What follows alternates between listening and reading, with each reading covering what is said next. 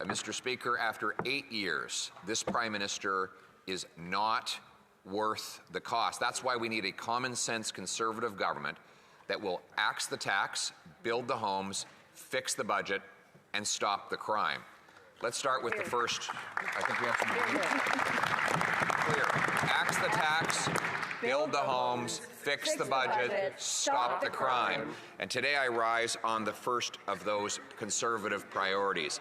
I think members across the way are becoming more and more convinced that we might be onto something with this 4-point plan to axe the tax, build the homes, fix the budget, and stop the crime. Why do we want to axe the tax, Mr. Speaker? Well, let me start with yesterday's debate with the Prime Minister. I highlighted once again the Medeiros family farm. They produce mushrooms for all of the city of Ottawa, but have been facing tens of thousands of dollars in monthly carbon tax bills alone. Now, the Prime Minister claimed that I had told the farm to stand on its own 2 feet when it was trying to bring natural gas to its farm, and I couldn't possibly understand what he was referring to, because of course I'd helped the farm.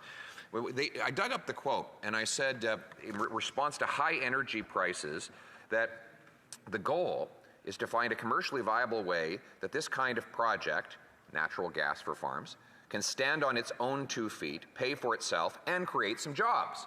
Now, from that moment, I went to Enbridge, which, being a large multinational pipeline company, it'd been hard for an individual farmer to get on the phone. I got the executives on the phone. I told them why this pipeline was needed to take gas to the mushroom farm in order to generate the steam and the other power that's needed to produce mushrooms. And ultimately, the project got done without any tax dollars and paid for itself because natural gas is significantly cheaper and less polluting than propane and oil. This is an example of how we can do great things for our farm families without costing money to Canadian taxpayers and without creating new federal bureaucracy.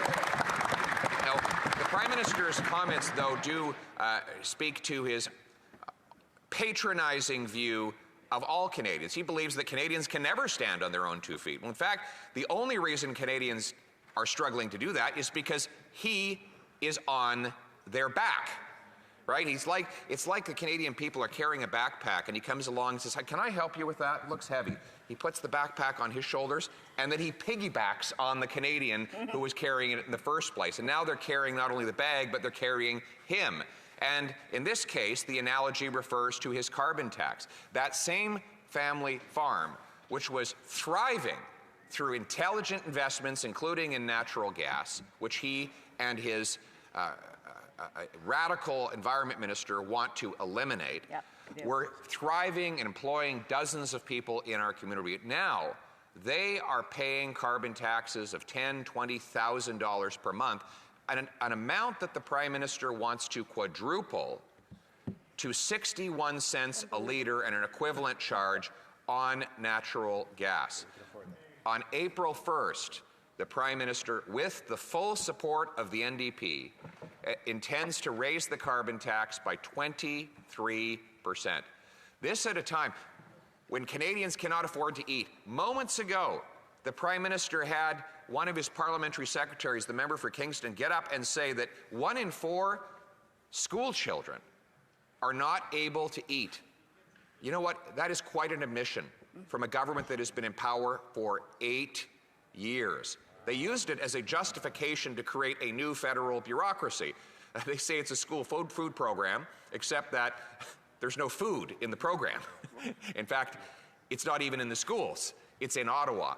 So in Ottawa, in downtown Ottawa, they propose to create a series of meetings and bureaucracies and organizations that will collect yet more money from the rest of the population in order to talk about creating agreements and frameworks on, discussions for, consultations about an eventual program that supposedly will feed the 1 in 4 kids that are hungry because the government is taxing their food. Mr. Speaker, why not skip all those steps and just stop taxing the food? Yes. Here. Like everything this Prime Minister does, he doubles housing costs, and then he says, oh, we need a new government housing program. He doubles the number of shootings in Canada with his catch and release policies, And then he says, oh, we need new government programs to combat the gun violence that the government unleashed with its criminal code changes. So he causes these problems, and then he says that the problems that he causes are then a pretext for him to have more power and more money. Well, Mr. Speaker, we all know that this Prime Minister is not the solution. He is the problem. The last thing we need is to take more money from our working class families and farmers and seniors and put it in his hands. And so we stand in the House of Commons as the only party that opposes this carbon tax hike. The NDP has betrayed working class people in places like Vancouver Island, in northern British Columbia, and in northern Ontario, where their constituents rely on pickup trucks, where the rural people and farmers use energy to power their combines, their tractors, their farm drying, and their barns. The NDP raises taxes on all of those people. The NDP wants to shut down Canada's resource sector. Just the other day, the member for Le Petit Patrie, Rosemont Le Petit Patrie, cheered at the prospect of shutting down the entire natural gas economy, which would devastate the people in the NDP riding of Skeena-Bulkley Valley. That's right.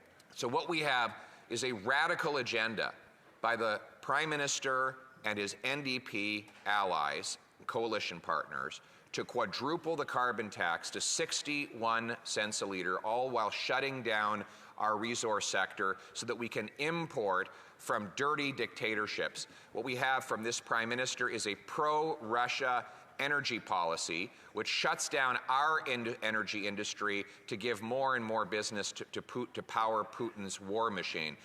All of this supported by the NDP. These facts build a firm and final case that only common sense conservatives stand on the side of working class people who need their pickup trucks to do their jobs and build the country.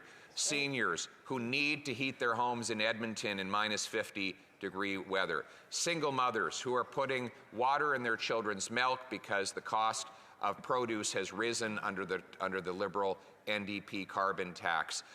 Children, 1 in 4 of whom, by the government's own admission today, 1 in 4 of them are going hungry in our schools. This is the misery that Canadians are living after 8 years of this Prime Minister. Mr. Speaker, the definition of insanity is when you do the same thing over and over again, expecting a different result. Raising taxes and shutting down industries has sent 2 million people to the food bank. It has doubled housing costs. It has led to homeless encampments that we never had before in cities across this country. 30 homeless encampments in Halifax alone.